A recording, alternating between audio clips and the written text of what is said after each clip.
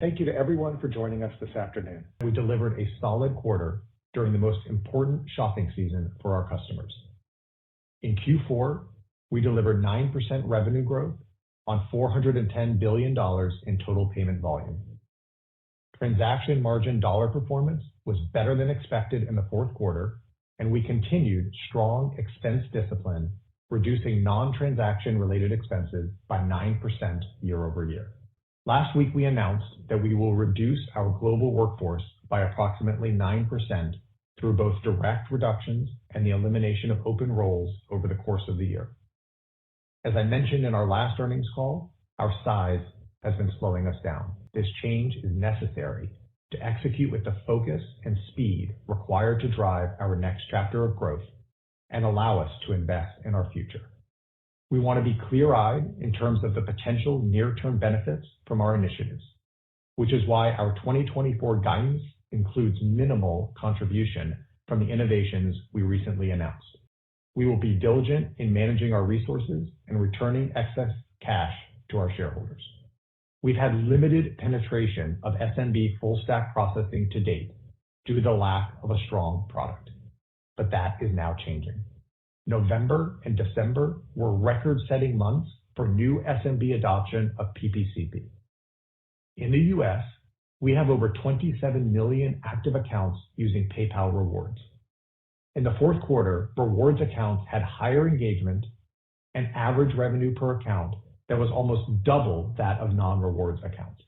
The average revenue per account of someone who adopts the PayPal Cashback MasterCard is about 5 times higher than the average checkout-only account. Today, only about 2% of active accounts have that card in their wallet. We ended the year with 426 million active accounts and 224 million monthly active accounts.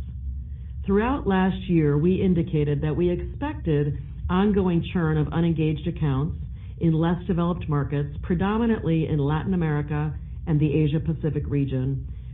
This was the primary driver of our year-over-year reduction in total active accounts. Transactions per active account, which is a trailing 12-month number, was 58.7 in the fourth quarter, up 14%. The growth of interest income on customer stored balances and growth of branded checkout were the largest contributors to transaction margin dollars in the fourth quarter. For the time being, we intend to move away from providing annual revenue guidance and instead provide guidance for the upcoming quarter. Beginning in the first quarter, we will include stock-based compensation expense in our non-GAAP results. We will update our reporting and guidance accordingly at that time. Stock-based compensation is an integral part of our cost structure and one that we believe we need to manage more directly and transparently. Including stock-based compensation expense in our non-GAAP earnings will introduce more accountability and discipline and will align our own performance measures to the way that many investors already evaluate our business. For the full year, we are planning for a relatively consistent macroeconomic environment with some level of interest rate declines as we move through the year. We also assume that overall consumer spending and activity levels will remain relatively consistent. We expect to continue allocating approximately 70 to 80% of our free cash flow to share buybacks. However, given our strong cash position as we enter the year, we are currently planning for at least $5 billion in share buybacks in 2024. The thing I want you to take away from all of this innovation that we rolled out in First Look is this is really changing the way we engage with our customers and our merchants. We are now creating experiences across the entire customer lifecycle, not just at checkout, giving rewards back to our customers so that they have a reason to choose PayPal at every purchase. And then we're leaning into demand generation and actually solving the biggest challenge that our merchants have, which is finding new customers.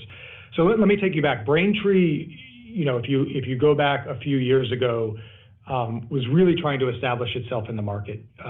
It hadn't delivered at scale, and there were gaps in the product. We've invested heavily in the product and have really focused on some of the largest U.S. enterprise customers, which now have proven the scale while we've gotten the product to parity. We also are now moving into markets that have higher margins. So international and small business with both Braintree and PVCP allow us to now, again, price to value and have different conversations.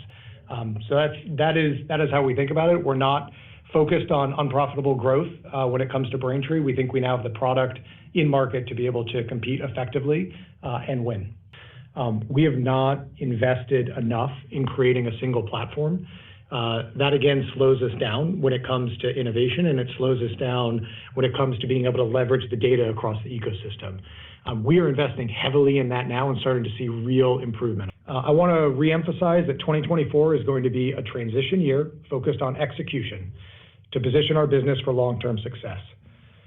I'm excited with where we're positioned in the market, and I know that there is real opportunity to grow our role in commerce. We're driving the foundational and transformative changes that will set the company up for the future. Thank you.